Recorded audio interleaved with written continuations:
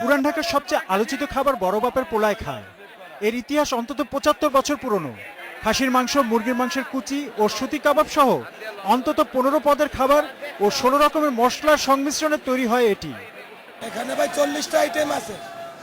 ৪০টা আইটেমের মধ্যে কবাবের মধ্যে আছে আপনার ৩০টা, ভিজা আছে ২০টা। এখানকার সবচেয়ে পছন্দের হচ্ছে আপনার সুতি কাবাবটা এবং বড় বাবার পোলায় খায়। পুরান ঢাকার অলিতে গলিতে ইফতারের অনেক দোকান থাকলেও চকের খাবার ছাড়া যেন ইফতার অপূর্ণ থেকে যায়। চকের ইফতারে মিলেমিশে আছে ইতিহাস আর ঐতিহ্য।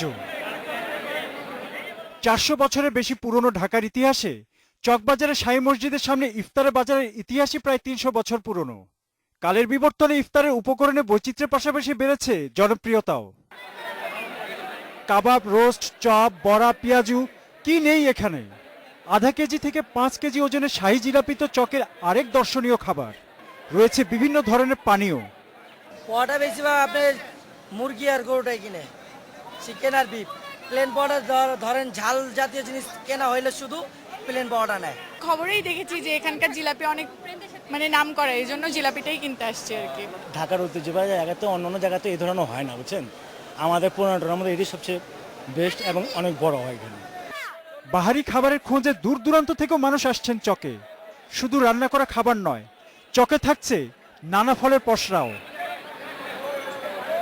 Khalid Arafat, independent news, Dhaka.